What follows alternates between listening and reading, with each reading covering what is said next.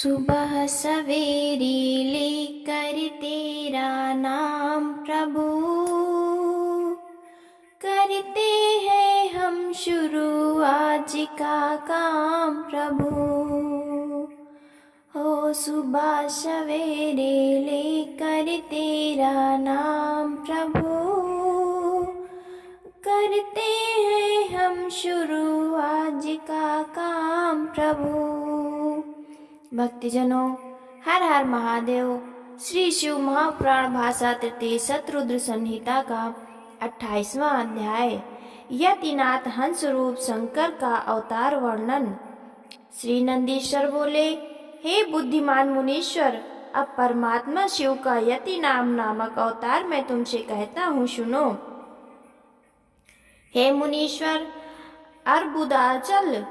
अर्बुदाचल पर्वत के समीप भील वंशोत्पन्न आहुक नामक एक भील था, जिसकी स्त्री का नाम आहुका था, जो बड़े ही पतिव्रता थी तथा दोनों ही बड़े शिव भक्त थे। एक समय शिव भक्ति में रत वो भील अपनी स्त्री के आहार के लिए कुछ दूर निकल गया। उसी समय यति के रूप में भगवान शंकर सायंकाल में उसके घर पहुंचे। तब तक वो भील भी अपने घर लौट आया और उसने यतीश का सविध पूजन किया। यतिनाथ ने कहा, आज की रात्रि भर मुझे यहाँ ठहरने का स्थान दो, प्रातः काल में चला जाऊंगा, तेरा कल्याण हो। भील ने कहा, मेरे पास बहुत थोड़ा स्थान है, इसमें आप कैसे रहेंगे? इस पर वो सन्यासी जाने लगा। तब भीलिनी ने मन में विचार कर अपने स्वामी से ये कहा कि ये अतिथि हैं, इन्हें विमुख ना करो, गृहस्थ धर्म का विचार करो, अन्यथा धर्म क्षय होता है। आप सन्यासी सहित घर में रहिए और मैं बाड़ों सहित घर के बाहर रहूंगी। तब अपनी स्त्री की इस धर्ममय बाड़ी को सुनकर भील ने मन में विचार किया और कहा, नहीं, मैं घर के बाहर रहूंगा और अतिथि सहित तुम घर के भीतर रह रात्रि व्यतीत करना। निदान वो भील अपने अस्त्रों सहित घर के बाहर स्थित हुआ और सन्यासी अतिथि तथा भील की स्त्री घर के भीतर रहे। इधर रात्रि में घर के बाहर स्थित भील को सिंह तथा क्रूर पशुओं ने पीड़ा दी तथा भक्षण कर लिया। प्रातःकाल सन्यासी ने घर के बाहर आकर देखा तो वनचरी भील को सिंहादि भक्षण कर गए। इससे उसे बहुत दुख हुआ। भीलिनी भी दुखित हुई, परंतु स्वयं दुख से कातर रहते हुए भी उसने सन्यासी को समझाया कि आप किंचित दुख ना करें, अतिथि सेवा में प्राण भी विसर्जन करना धर्म है। मेरा क्या है, मैं तो अग्नि प्रवेश कर उनके साथ सती हो जाऊंगी, यही स्त्रियों का सनातन धर्म है। निदान चिता चुनकर वो उसमें जा बैठी। उसी समय शंकर जी ने प्रकट होकर उसे धन्य धन्य कहा और वर देकर दूसरे जन्म में अपने ही रूप वाला सन्यासी एवं स्वयं हंस रूप का संयोग बना दिया।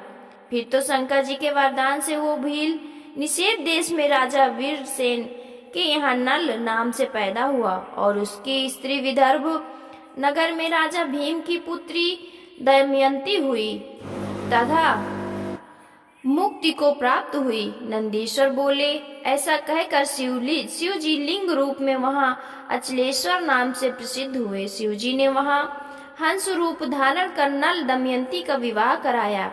हंस रूप शंकर जी का परम पवित्र इतिहास यतीश नाम से प्रसिद्ध है, जिसे सुनकर मनुष्य परम गति को प्राप्त करता है। शिव जी का ये चरित्र पवित्र चरित इतिहास सर्व कामदायक, आयुदायक तथा भक्ति वर्धक है। जो इस सन्यासी और हंस रूपधारी शंकर जी का चरित्र सुनता है, वो इस लोक में सब सुखों को भोग कर अंत में शंकर जी के पुर को प्राप्त करता है।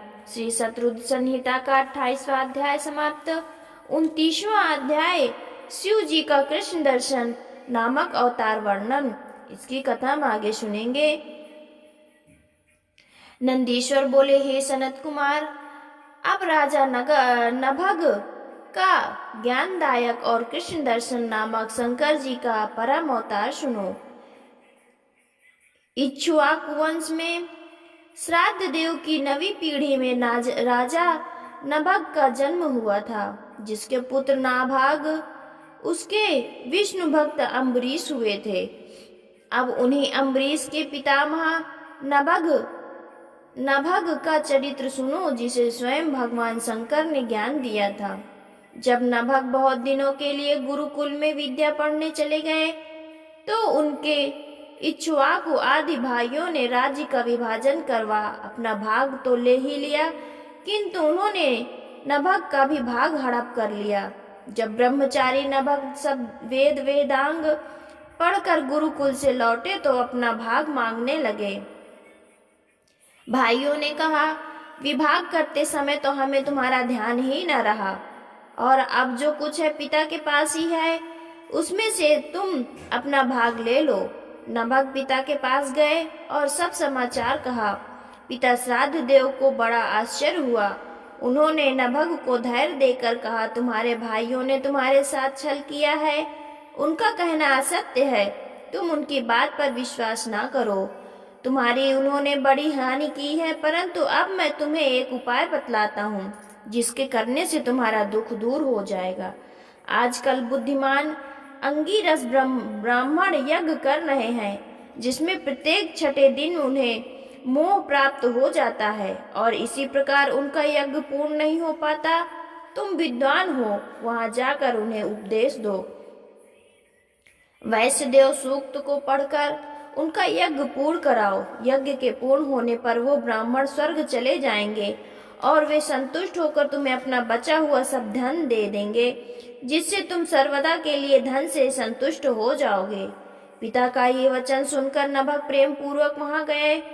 वहां पर वो उत्तम यज्ञ हो रहा था। उन्होंने उसमें पहुंचकर बुद्धिमान मनुपुत्र ने 2 वैश्यदेव सूक्त का स्पष्ट उच्चारण किया। यज्ञ कर्म समाप्त होने पर वे अंगिरस ब्राह्मण अपने यज्ञ का अवशिष्ट धन नभग को देकर स्वर्ग को प्राप्त हुए। परंतु उसी समय शिव जी कृष्ण दर्शन रूप में प्रकट होकर बोले, हे नभग, यज्ञ का अवशिष्ट धन तो मेरा है, इसे तुम कैसे ग्रहण करते हो? तुझे किसने भेजा है? ये सब तुम मुझसे सत्य सत्य कहो। नभग ने उत्तर दिया, इस धन को ऋषियों ने मुझे दिया है, ये मेरा धन है। आप कौन है जो मुझे रोकते हैं? तब नभग का कहा हुआ वो ये सत्य वचन सुनकर प्रसन्नात्मा कृष्ण दर्शन ने कहा, हम दोनों के विवाद में आपके पिता ही प्रमाण हैं। जाओ उनसे पूछो, वे जैसा कहेंगे हम वैसा मान लेंगे। ये सुन कवि नभग अपने पिता के पास पहुंचे। मनु श्राद्ध देव ने कहा, वो पुरुष देवता शंकर जी हैं। यज्ञ में अविशिष्ट वस्तु कहीं उन्हीं की है। यदि वे कृपा करें तो तुम पा सकते हो। वहां तुम जाकर उनकी स्तुति करो, अपने अपराध को प्रमाण तथा स्तुति करके क्षमा कराओ। वो सबके अखिलेश्वर प्रभु शंकर जी यज्ञ के अधिष्ठाता हैं। ब्रह्मा विष्णु आदि सब देवता सिद्ध और ऋषि उनके अनुग्रह से ही कृत कार्य होते हैं। ऐसा कहकर मनु श्राद्ध देव ने अपने पुत्र को शंकर जी के पास लौटा दिया। नभग शंकर जी के पास पहुंचकर हाथ जोड़कर उनकी विविध प्रकार से स्तुति करने लगे, अपने अपराधों के लिए बार बार क्षमा मांगे। उसी समय ब्रह्मा विष्णु इंद्रादि सब देवता तथा सिद्धि और मुनिजन सभी वहां आए, और वे सब हाथ जोड़कर पृथक पृथक उनकी स्तुति करने लगे। तब शिव रूप कृष्ण दर्शन ने प्रसन्न हो नभग से कहा, तुम्हारे पिता ने जो कुछ कहा है वो सब सत्य है। तुम भी साधु हो, इसमें संदेह नहीं। मैं तुम्हारे व्रत से प्रसन्न हूँ। मैं तुम पर कृपा कर ये सनातन ब्रह्म ज्ञान देता हूँ कि तुम शीघ्र ही महाज्ञानी होकर सब वस्तुओं को ग्रहण करो। तुम विकार रहित हो, सब सुखों को भोगो, और मेरी कृपा सहित इन ब्राह्मणों के साथ सदगति को प्राप्त हो। ऐसा कह सत्यव्रतियों पर दया करने वाले भगवान शंकर उन देवताओं को देखते देखते वहीं अंतर ध्यान हो गए। ब्रह्मा विष्णु तथा इंद्र आदि सब देवता उनको नमस्कार कर आनंद पूर्वक अपने धाम को चले गए। श्राद्ध देव भी अपने स्थान को गए। फिर अनेक सुखों को भोगते हुए अंत में नभग शिव लोक को चले गए। इस प्रकार कृष्ण दर्शन नामक नभक का आनंददायक शंकर जी का अवतार मैंने कहा, जो सब पाप का नाशक, सज्जनों को भोगदायक, मोक्षदायक और पढ़ने तथा सुनने वालों को सर्व कामदायक है। जो मनुष्य इस चरित्र को सायंकाल स्मरण करेगा, उसे बुद्धि को काव्य रचना तथा मंत्र रचना की शक्ति प्राप्त होगी और वो मोक्ष का भागी होगा। श्री शिव महापुराण तिथि शत्रुघ्न संहिता का 19वां अध्याय समाप्त। भक्तजनों, हर हर महादेव। 30वां अध्याय अवधूतेश्वर अवतार वर्णन। नंदीश्वर बोले, हे ब्रह्मा के पुत्र, अब मैं आपको अवधूतेश्वर महादेव का इतिहास सुनाता हूँ, जिन्होंने इंद्र के अभिमान को चूर्ण किया था। एक समय बृहस्पति और सब देवताओं को साथ लेकर इंद्र शंकर जी के दर्शन के लिए कैलाश पर्वत पर गए। इंद्र को आया जान शिव जी उनकी परीक्षा लेने लगे। लीलाधारी प्रभु शंकर ने भयंकर अवधूत रूप धारण कर लिया। उन्होंने आगे से जाकर मार्ग रोक लिया और प्रज्वलित अग्नि के समान दे दीप्तमान लंबे होकर वहां स्थित हो गए। बृहस्पति जी के साथ इंद्र ने मार्ग के मध्य में अद्भुत आकार वाले भयंकर पुरुष को देखा। तब अहंकारी इंद्र ने शंकर जी को ना पहचान कर मार्ग में स्थित उस पुरुष से पूछा, तुम कौन हो और दिगंबर तथा अवधूत आकार वाले तुम कहाँ से आए हो और तुम्हारा क्या नाम है? मुझसे शीघ्र सत्य सत्य कहो। शंकर जी अपने स्थान पर स्थित हैं अथवा कहीं गए हैं। देवता और बृहस्पति सहित मैं उनके दर्शन को जाता हूँ। ये सुनकर मदन नासक शंकर जी कुछ न बोले। इंद्र ने फिर पूछा, परंतु शंकर जी फिर कुछ न बोले। त्रिलोकेश्वर इंद्र ने फिर पूछा, परंतु दिगंबर फिर मौन रहे। इंद्र बार बार पूछते रहे, परंतु उनके अभिमान का नाश करने की इच्छा से भगवान दिगंबर कुछ नहीं बोले। तब इंद्र ने ललकार कर कहा, क्यों रे मूर्ख, तुम पूछने पर उत्तर क्यों नहीं देता? इस कारण से तुझको अपने वज्र से मारता हूँ, देखूं तुझे कौन बचाता है। ऐसा कहकर उन्होंने दिगंबर को मारने के लिए वज्र उठाया। तब इंद्र को हाथ में वज्र लिए देख शिव जी ने उस वज्रपात को स्तंभित कर दिया। इंद्र का वज्र उन पर ना चल सका। भुजा के रुक जाने से इंद्र को बड़ा क्रोध आया। वो भीतर ही भीतर जलने लगा। इतने में ही बृहस्पति जी ने समझ लिया कि ये परम तेजस्वी पुरुष शिव जी हैं। उन्होंने शिव जी को प्रणाम कर अनेक शब्दों से शिव जी की स्तुति की। शिव जी प्रसन्न हो गए। बृहस्पति इंद्र का जीवदान प्राप्त करने के कारण जीव नाम से विख्यात हुए। शिव जी ने अपने मस्तक के क्रोध को उठाकर लवण समुद्र में फेंक दिया। तब वो तुरंत एक बालक हो गया। उसका नाम जलंधर पड़ा। वो सिंधु का पुत्र कहलाया। फिर देवताओं की प्रार्थना से उसे शिव जी ने ही मारा। सब देवता सुखी हुए।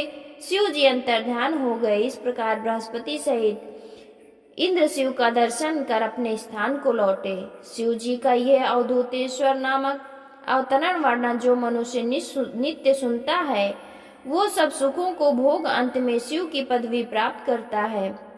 शत्रुघ्न संहिता का 30वां अध्याय समाप्त। भक्तजनों, हर हर महादेव, हर हर महादेव।